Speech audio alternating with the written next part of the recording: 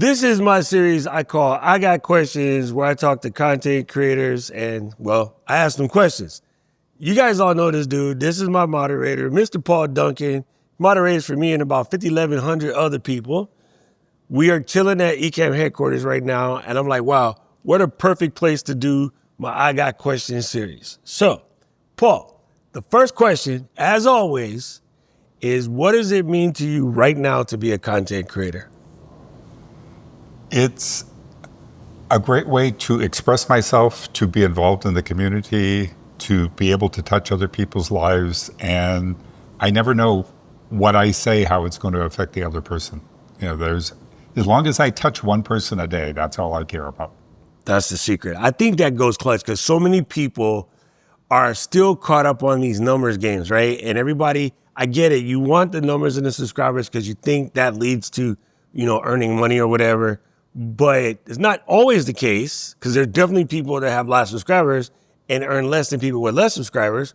But if you go out to help people first, the rest of it becomes automatic, right? So I do like the goal of if you could just impact one person a day, you're kind of on the right path. All right, so far, since you have been creating, what has been the most challenging part to you? Sometimes just getting my time organized to be able to go live or record content. And that's all on me. It's mostly an excuse. But I get involved and start working on other things. And then it's like, I either don't have time or I don't have the energy to do what I need to do for me because I'm always doing other things for others. Yeah, well, Time management is definitely the hardest part. I feel for everybody. I think you said something key right there. It is self-inflicted, and I think most people do not understand that it's self-inflicted. And that is the hardest part to wrap your head around. Even I catch myself rabbit holing for like an hour. Like I sat down, I'm like, I'm gonna go to the studio, I'm gonna knock out this video in like an hour. And I will rabbit hole for an hour and a half or crazy stuff. Or I'll pop on and Anna and Fortunes are live, or Brandon is live, or somebody else is live, and I'm in the chat talking smack. And if their live is 2 hours, then I just ate 2 hours when I was supposed to be recording content. So there is a balance between being a good citizen and a good member of the community, but also remembering you still have to make content, right? Yep. That part kills me. All right, now that we just called just about everybody out in this video, what has been the biggest learning for you, either recently or just in general? I think it was just learning how to be comfortable being in front of a camera and talking. And I still remember the first time I was scared to death, but it's now, if somebody says, can you come on or, whatever, it's like, okay, I just push a button and go live. And it's not a big deal anymore. And I think that's kind of one of the coolest things now is, it's like, yeah, I can go live. It's easy. So I understand that thought, but I slightly disagree. I think there are many people, including professionals, because I've interviewed tons of them, they never get comfortable. So I think it's weird because some people say, oh, you got to get comfortable on camera. And I think a lot of people just never get comfortable, but they just do it anyway. So, right, and you could probably talk to somebody like Taylor Swift, who's on stage all the time in front of tons of people. And I haven't seen this in her interviews, but she might tell you, I'm never comfortable on stage, but they just do it, right? So I think that's a weird, that's a tough one, right? Yeah, and I think you're right. It's still nervous. Like, when you said we were going to do this, it was nervous, but it was like. But it's just me. I know, but it's still, what is he going to, because he didn't tell me anything. So I don't want to, because if I tell you, then, see, this is why, when people say, oh, are you going to send me the questions ahead of time? Hate that. I agree. Oh, God, I hate it. It's like, I had no idea where this was going, what he was going to do. And so, yes, there's nervous in there, but it's like, it's okay. And I know that once I start talking, as I say, the butterflies, instead of flying all over the place, they all kind of fly in formation and move around. So, it's like, I know it's going to be kind of like for a second, but then it's going to be fine. So it's like, it's like going and getting a shot. It's going to hurt for a second, and then it's going to be okay. So it's like. Are you a roller coaster type dude, or like what do you consider exciting? I do like roller coasters. I don't like going backwards, but I do like going forwards. Oh God, roller coaster backwards, that is a trip. That doesn't. I'm not scared of it, but that definitely is a trip. Even on like Japan, when you ride the Shinkansen, sometimes you're backwards sitting, and that's just a weird feeling. Okay, the reason why I asked that question is, do you feel that the nervousness of going on camera, or like the first time you met Tom, or just doing something, has that same feeling as exciting, or do you think that they're different? I think they're the same thing. And that's what I know. That physiologically they are the same thing, but I think it freaks people out because like did you come with us to Salem when we did the witch thing, or Yes. you went? Okay, No. right. So when the dude comes out the corner, it's like bruh, and Johnny went running down the street. That quick little heart flutter tingle Yep. is the same tingle you get from a roller coaster. It's the same tingle I used to get jumping out of planes. It's the same tingle you get when you see somebody cute. You're like, ooh, hey girl. You're right. So I think people have to understand that in order to catch up with the idea of the fear, because physiologically fear and excitement are the same thing. Okay, so you have found a corner in moderating. How does that fulfill you? It's still kind of weird that I ended up where I am. It's really neat. I was retired, and I basically was at a point where I had no purpose, and this just kind of happened. And I started doing things for you, and then it became Ecamm and some other content creators, and it's like it's great to be able to give back to the community. It's something that I can do, that I enjoy doing, that people seem to think that I do well, and it's kind of my way of giving back. What do you And it think? gives me something to do every day too. That's true. What do you think your work skill set brought to the table for your content creating?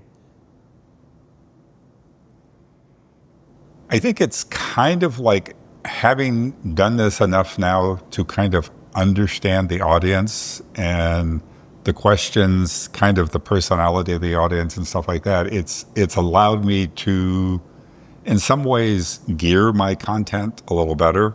And then working with other content creators doing the same thing, kind of helping guide them to think about things a little bit differently and how they approach stuff. All right, so if somebody's doing live stream, I know I run by this all the time. I see people that are streaming and they don't have a moderator. What advice would you give, maybe top 3 tips for anybody going live in relation to having a moderator?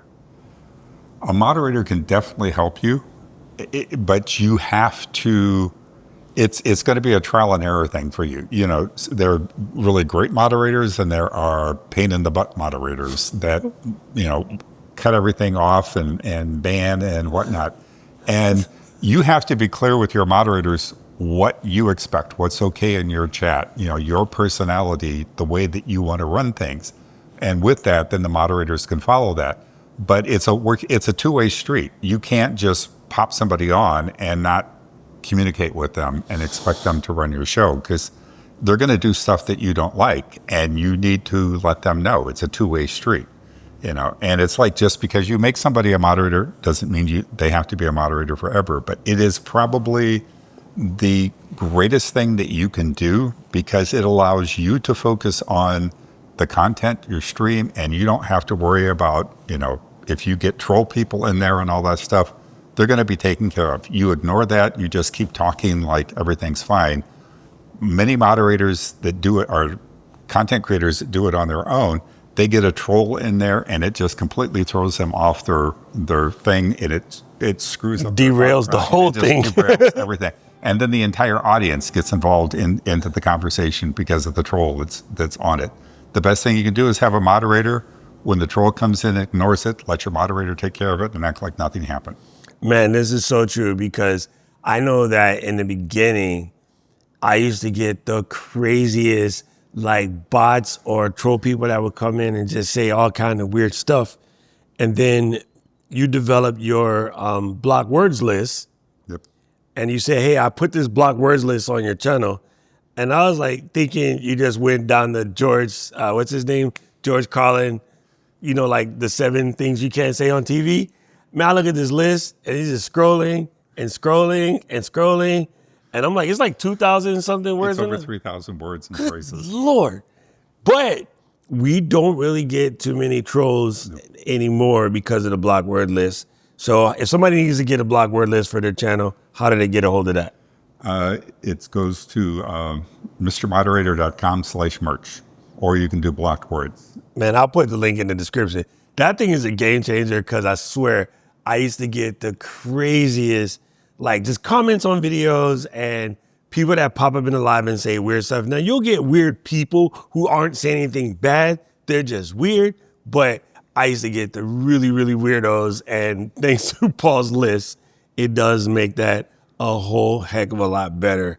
I guess, so the last thing is, what do you see in content creation coming up for the future?